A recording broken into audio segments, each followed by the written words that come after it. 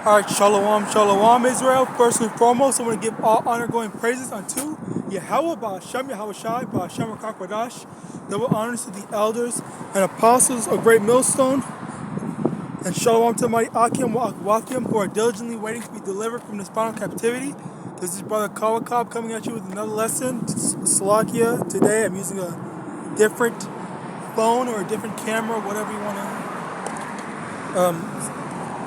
to call it. But the thing is, today I want to talk about, how ignorance is bliss, okay? Because for me personally, when I was doing a couple of lessons, I literally got a headache when I was basically not only thinking about it myself, as well as speaking on it and actually understanding, everything that was going on. This is a terrible camera.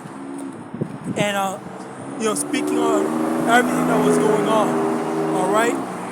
So, like I said, I got a headache because it is a very, annoying thing that you explain something, you break it down to its simplest forms, for anyone and everyone to be able to comprehend and understand, and yet still, people are like, that doesn't make any sense, this or that, or they have some sort of dumbass excuse on why what you're saying is wrong, or why, or not even a reason why, but they just want to argue and still talk about stuff, all right? Now let me get this right quick, because the scriptures definitely talk about, definitely make a bit of a mention to this, all right? Ecclesiastes chapter 1, verse 18. For in much wisdom is much grief, and he that increaseth knowledge increaseth sorrow. Okay, so that's also one of the reasons why, when actually let me get that as well.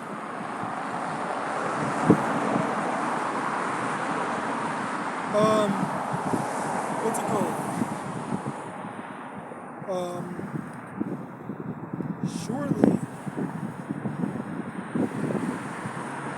Slakia, it's in Job, no, not Job, Ecclesiastes chapter 7, verse 7, surely oppression maketh a wise man mad, and a gift destroyeth the heart.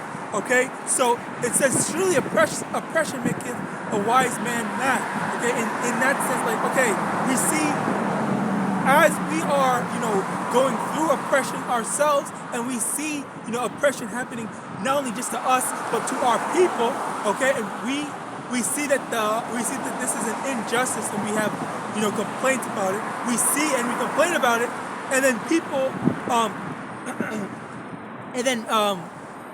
seeing the unfair treatment, okay, makes us mad. And in addition to that, the fact that it is a struggle, and the fact that it is a tribulation that we have to go through, all right, it just goes to show that as we are going through said tribulation, okay, we are growing in wisdom, okay.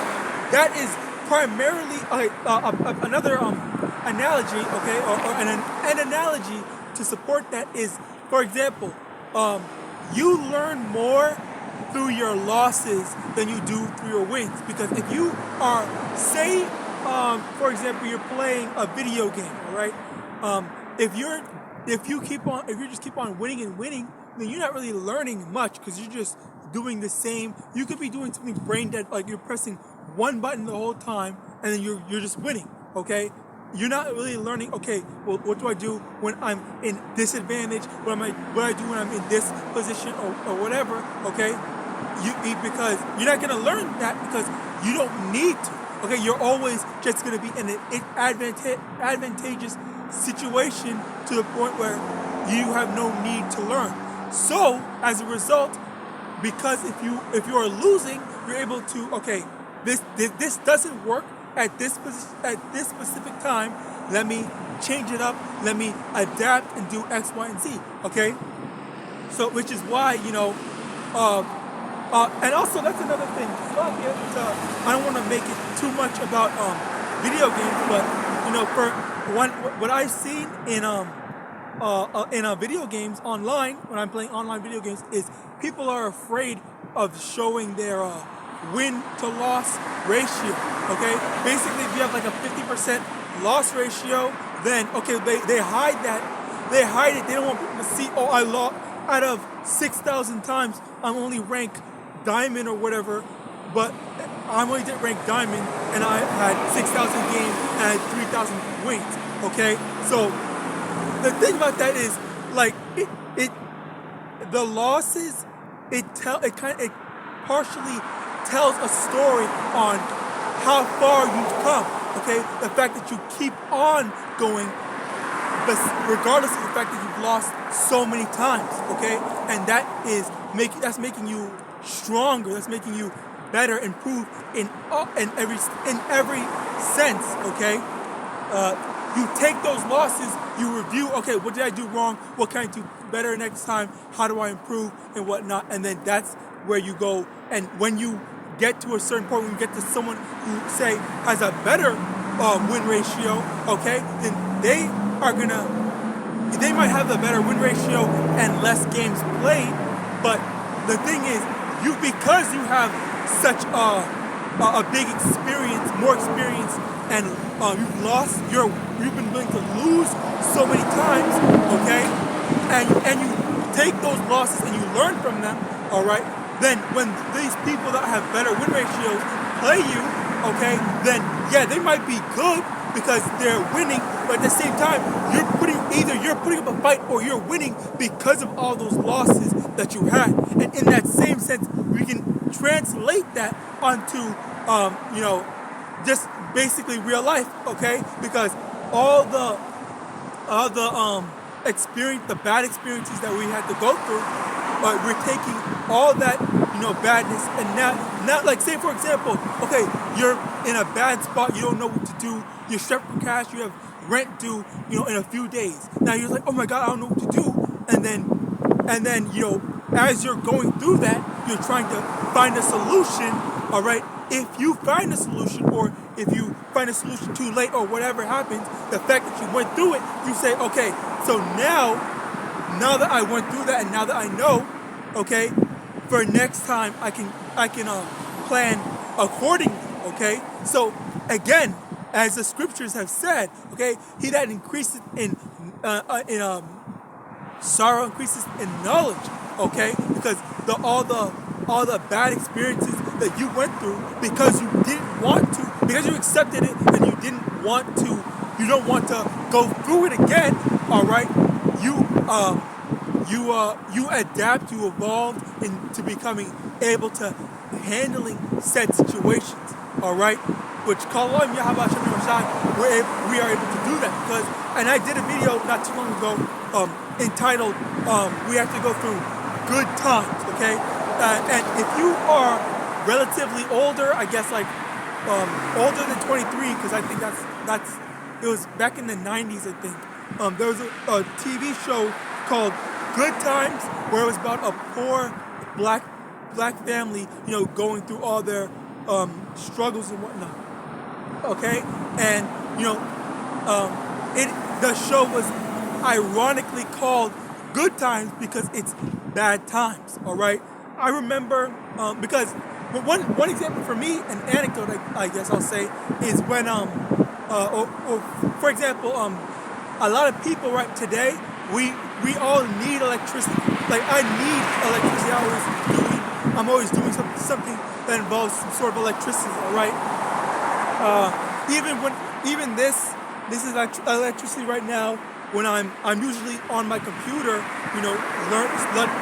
watching videos, doing lessons, whatever. That's all takes electricity, and even outside of that, I do other stuff with electricity. All right.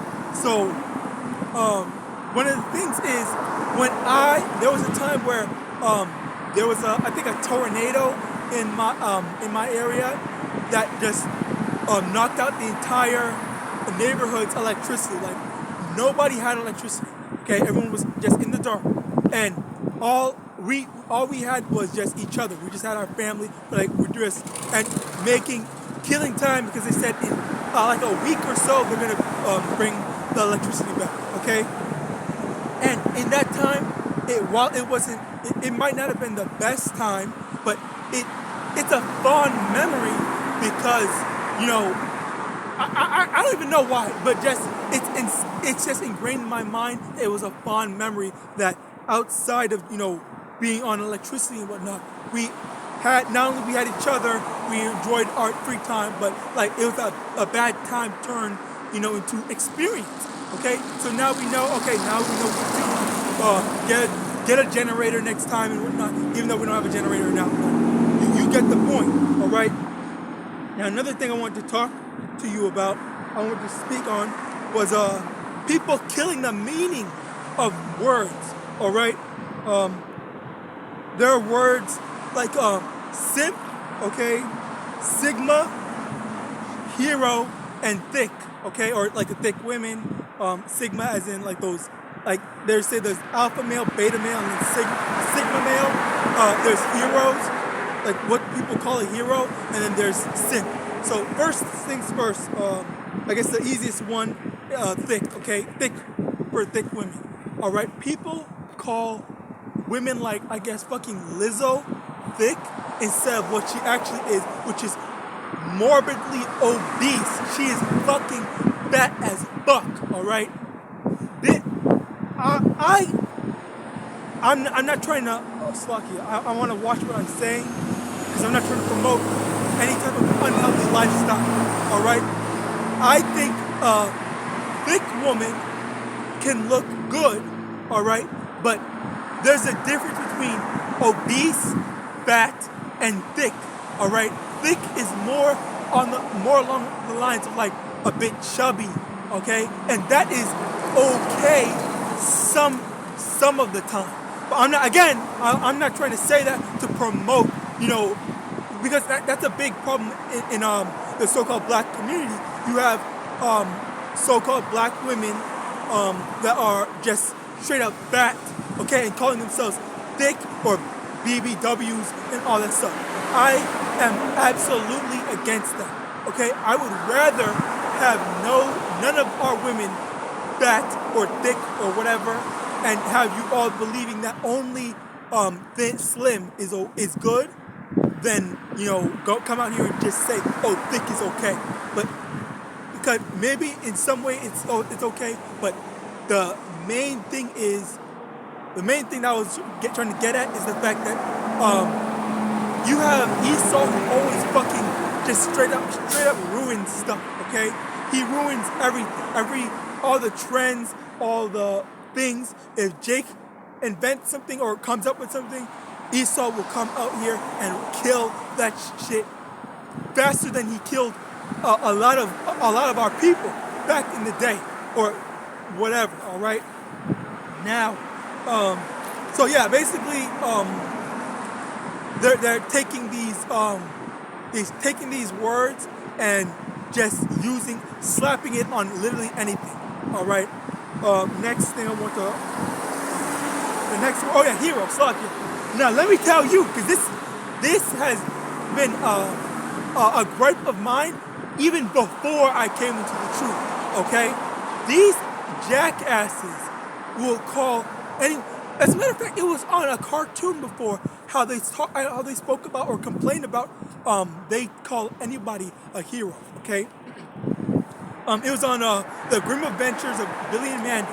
Okay, Billy was going around saying, "Oh, you're a hero because you shaved your back. Oh, you're a hero, you shaved your legs. Or you're a hero because you wiped your ass." Okay, and then on top of that, you have the alphabet people that are saying that, "Oh, I'm a hero because I stood up. Or I'm a hero because I came out as whatever."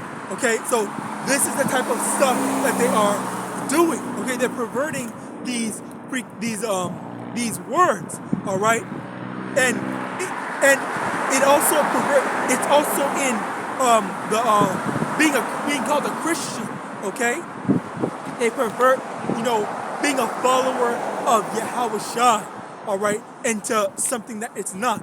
That's why people, if if someone says, "Oh, you're a follower of Christ," okay, that's not something that we perceive as good. If someone says, "Oh, I'm a Christian," we don't perceive that as good because so many people have made it seem like, "Oh, yeah, this is what being a Christian is about. It's about this, just ignoring the words of the Most High, being dumb as hell, being double-minded, not having like a solid foundation on what to believe in." All right, that's the reality of it. All right, and it also comes to it for most Israelites. There is a foundation, but at the same time, I can't say that because everywhere there's going to be someone that's going to pervert or destroy or ruin something. Okay, so yeah, that's just a very big issue that truthfully needs addressing. All right, and again, it also ties into the fact that people are just so ignorant. Okay, which also brings me to another thing. It's because I spoke on it before on a previous video. Okay, so I was surprised to see that there are actual Edomites that are saying, "Oh yeah, you guys go and preach the gospel and whatnot." I'm over here thinking in my mind, what the fuck are you talking about? We're not on the same side. We're not on the same side. Okay, they believe in the Bible, quote unquote, but they don't actually believe in it. Okay, and even when we're bringing out scriptures, okay, it's like they just glance over it, and they glance over the fact that we don't believe in the same thing. Okay, let me get that as well. Slack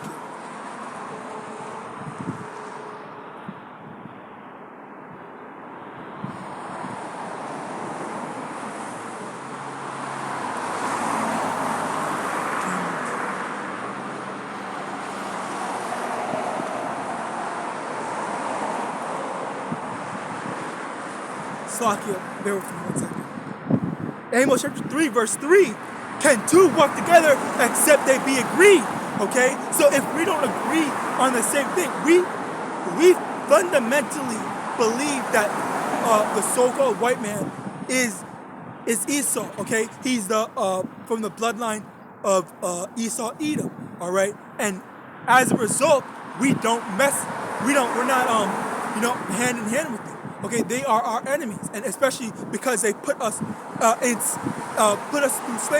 in slavery, and we are still slaves today. Okay, and you can't say that you're not a slave if you are working for someone else. If someone else signs your paycheck, you have to go to pay. You have to pay taxes and whatnot. All that is, the products of being a slave. All right. Now, the thing is, there's all this stuff, okay, that we do not agree with, yet they want to act like, okay, well, tolerance or acceptance or coexistence, when that's not the case, okay? Can I do this? No, I cannot. Suck it, someone over there looking. I think that guy's looking over there, but whatever. Anyway, the thing is, there's no coexistence, okay? As the scripture said, I brought it out before, in Esdras, but where?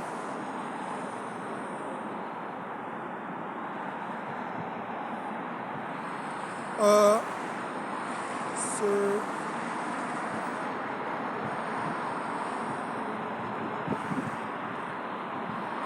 what happened? No, it's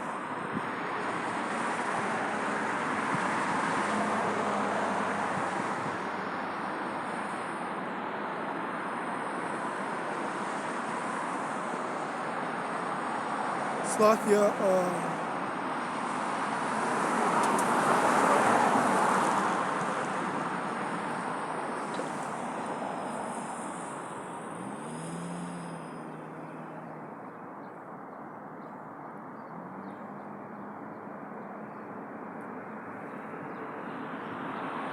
Okay, oh, right here. Ezra chapter 4. I put my head down for too long. Ezra chapter 4, verse from the top. Now when the adversaries of Judah and Benjamin heard that the children of the captivity builded a temple unto the Most High power of Israel, then they came to Zerubbabel and to the chief of the fathers and said unto them, let us build with you, for we seek your power as ye do, and we do sacrifice unto him since the days of Esarhaddon, king of Ashur, which brought us up hither. Okay? Verse 3, but Zerubbabel and Jeshua and the rest of the chiefs of the fathers of Israel said unto them, ye have nothing to do with us to build an house unto our power, but we ourselves together will build unto the Lord power of Israel, as King Cyrus the king of Persia hath commanded us. Okay, so they said, you guys have nothing to do with us. You guys are not with us. All right, they made it clear and simple that they don't want to build with them. They don't want to serve the Most High alongside with their enemies. Okay, they don't want to serve the Most High alongside of heathens. Okay, because they aren't Israel. They weren't Israelites. Okay, so the thing is, and it also cuts the fact that there was that one instance where what's his name? Jacob's children, Jacob's sons, had slaughtered the settlement of people that was under that one guy that had raped Dinah. Okay, because they were a part of that, because they had done that onto Dinah, they killed them all. Even though they said, if you guys circumcise yourselves, then we'll accept you as Israelites. And then you have Christians taking that as, okay, yeah, this is the way that you accept people into being Israelite. That's how they become an honorary Israelite, even though they're not from the seed line.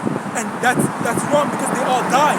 They all died after. It was literally a ploy in order to make them, in order to put them into a vulnerable state and have them put to death. Okay, that's the reality of it. I hope this doesn't get taken down because I said death. Anyway, so all this whole unity thing, okay, it's going off. We can't.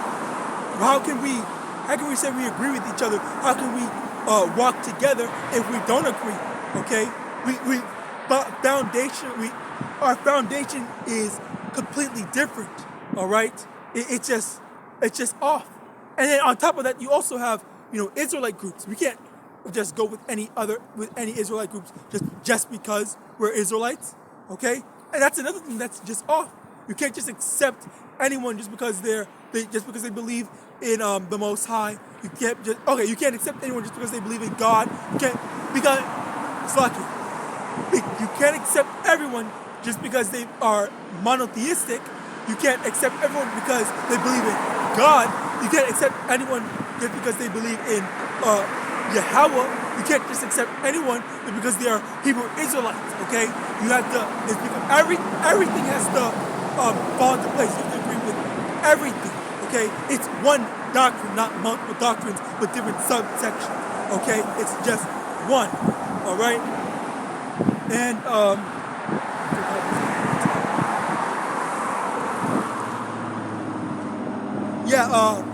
okay, Slakia, this is definitely important. The thing is, with that in mind, okay, all these people, all these Christians that think that we're on the same side, okay. Unfortunately for them, no, we're not on the same side. That's number one. But also, I want to make note that I'm very surprised at how many people, or the fact I actually see people that are aware of what's going on. Because I'm so used to seeing people, all for anything and everything that Esau does. All right, and it's just very surprising and eye-opening to me that the people that I see that are against it are supposedly or looks like the same enemies that are setting up the snares to begin with, okay? Which also, it also makes me think and wonder for how many people are truly going to accept the M to the O to the T B, okay? Like that's something that I am very I'm looking forward to, okay? Because still there's going to be a lot of people that are just like, okay, well, we believe in the science and stuff like that, or we believe in the authority that's put in place, okay? They have all these beliefs in that, but in actuality, only the Most High has our best interest at heart, okay? Following up to the Most High is what's going to preserve our lives, protect us, as well as get us through any and all trial and tribulations, okay? And, let me get this as well. For the people that believe in, the authority or the powers that are in place right now,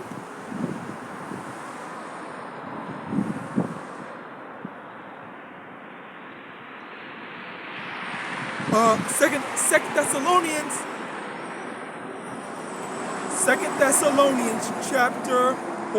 chapter 2, verse 11. And for this cause, Yahweh shall send them strong delusion that they should believe a lie. Okay? So they are under a very strong delusion. And it's, as it says, it's from the Most High. Yahweh will send them a strong delusion that they would believe a lie. Even with evidence, even with proof, okay? There was that one documentary, Died Suddenly, okay? Where people are still dying suddenly, okay? What else could be the catalyst? Why did it start now? What's that word called? What's the change? It's not the constant, but what's the change? What's the external factor that's causing all these deaths to happen randomly now all of a sudden? Okay? That's what you need to ask yourself if you are not under that strong delusion. All right? But with that, I hope this lesson was edifying. I want to give all honor, glory, and praises unto Yahawah, Bahasham YAHAWASHI, Bahasham YAHAWAH, double honors to the elders and apostles of the great millstone. And with that, I want to say shalom.